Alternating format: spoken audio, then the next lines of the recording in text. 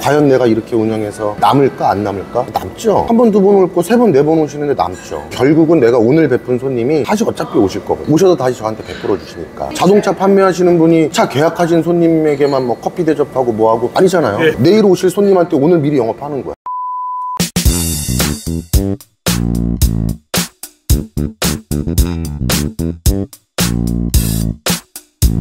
안녕하세요, 대표님.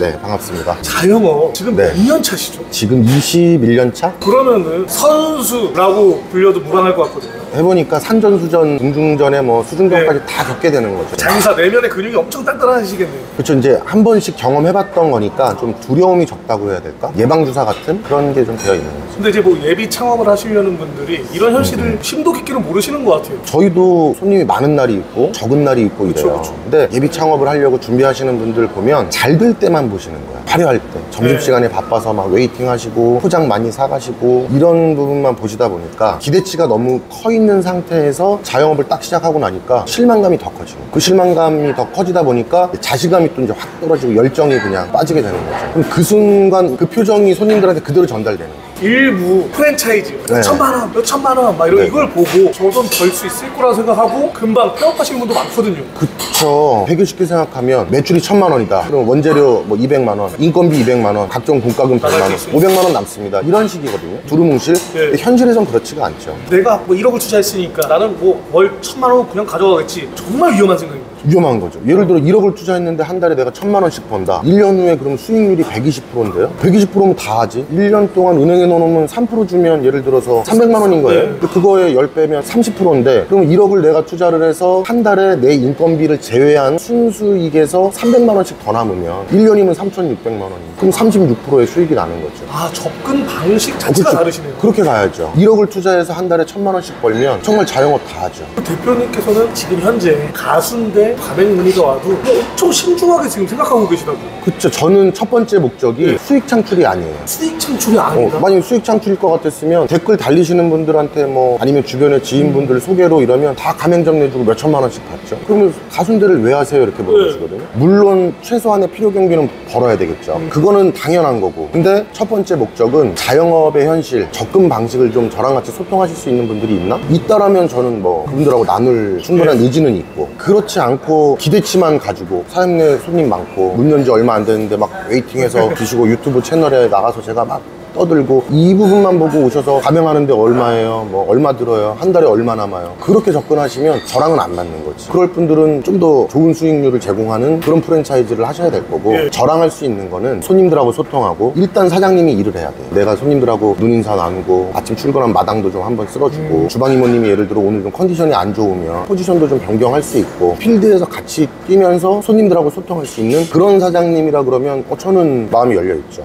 일부 이런 분들이 있단 말이죠. 내가 은퇴했어. 나 1억, 2억 투자해서 그냥 오토로 돌릴래 하면은 가순대랑 결이 아예 안 맞죠. 저희하고는 안 맞는 거죠. 내가 눈으로 보고 내가 손으로 만지고 내가 직원들 컨디션 체크를 하지 않은 음식을 손님한테 제공하면 거기에 대한 CS는 제가 어떻게 감당을 할 수가 없는 거고, 내가 보지 못한 건데. 물론 직원들 신뢰하고 다 할 수는 있지만 제일 중요한 건 맛있게 드셨다고 감사 인사를 건네신다던가 아니면 이러이러한 부분이 좀 부족했다, 손님들하고 소통을 해야 되는데 단순히 그냥 돈만 투자하셔가지고 하시기에는 저하고는 좀 안 맞죠. 왜? 저는 첫 번째가 가맹 사업이 목적이 아니니까 마인드를 나누는 게 목적이니까. 제가 운영해보니까 저랑 비슷하신 성향의 마인드를 가지고 계신 사장님들도 많으세요. 하지만 용기가 없어. 저도 마찬가지였으니까 과연 내가 이렇게 운영해서 이렇게 손님들하고 나눠서 푸짐하게 담아서 남을까 안 남을까? 데이터를 만들어 봤더니 남죠. 안 남는 게 어딨어. 한 번, 두 번 올 거 세 번, 네 번 오시는데 남죠. 안 남을 수가 없지. 농사랑 똑같아. 결국은 내가 오늘 베푼 손님이 6개월 후가 될 수도 있고 8개월 후가 될 수도 있고 다시 어차피 오실 거고, 오셔도 다시 저한테 베풀어 주시니까. 다른 영업하시는 분들도 마찬가지 아니에요? 자동차 판매하시는 분이 차 계약하신 손님에게만 뭐 커피 대접하고 뭐하고 아니잖아요.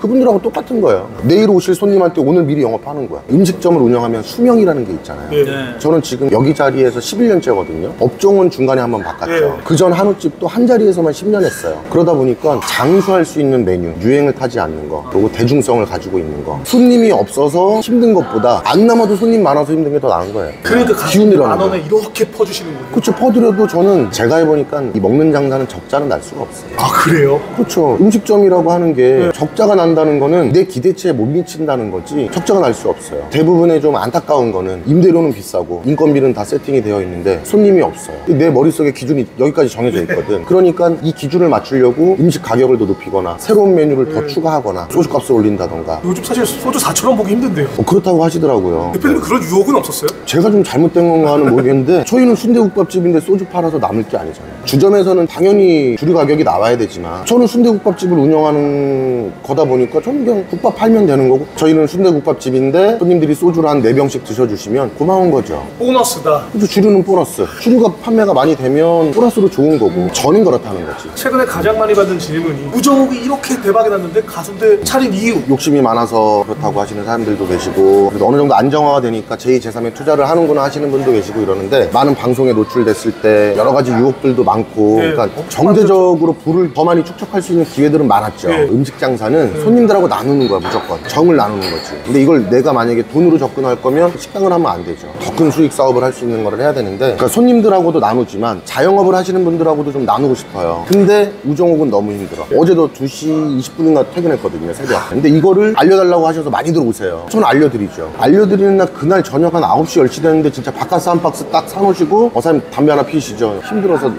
본인이 생각하셨던 거랑 그냥 뼈 넣고 물 넣고 끓이면 되는 줄 알았는데 그게 아니었던 거지. 아, 영상이 좀 가짜인 줄 알았나 봐. 그렇죠. 전 진짜로 기름 뜨고 막 다 하는데 가순대 같은 경우는 최대한 편하게 그게 우정옥이랑 차별성을 준 거예요. 차별성을 준 거죠. 우정옥은 하나부터 열까지 너무 힘들어. 김치 해야 되고 오징어 젓갈 만들어야 되고 쌈장 비비고 소스 만들어. 소스 끝나고 나면 또 곰탕 끓고 하니까 하루 왼종일 끝이 없어요. 그래서 그거를 그냥 한 곳으로 모른 거죠 저는. 힘든 부분은 그냥 여기서 몰고 하자. 그러니까 가순대가 손님이 주문을 하면 3분 내로 나올 수 그쵸. 있었던 거예요. 그 모든- 맛을 유지하면서. 그쵸. 모든 전처리를 먼저 미리 해놓는 거지 다. 이게 손님분들께서 되려 사장님 남는 게 있어요? 말아 걱정을 하시잖아요. 걱정하고 가시죠. 이렇게 퍼주는데 월 목표 수익 가순대로. 가순대로 목표 수익 저는 뭐 물론 제 인건비를 제외하고 예. 한 달에 300에서 500만 원 사이 나오면 성공하는 거 아닐까요? 은행 수익률 이렇게 접근을 해보니까 그렇죠. 금리나 이런 걸 비교하면 예를 들어 저희가 막 강남의 건물주 부러워하잖아요. 네. 건물주 분들이 임대 수익으로 연 30% 이상 수익 나시는 분들 별로 아, 거의 없어요. 없죠. 미분양 써 있고 막 연 뭐 12%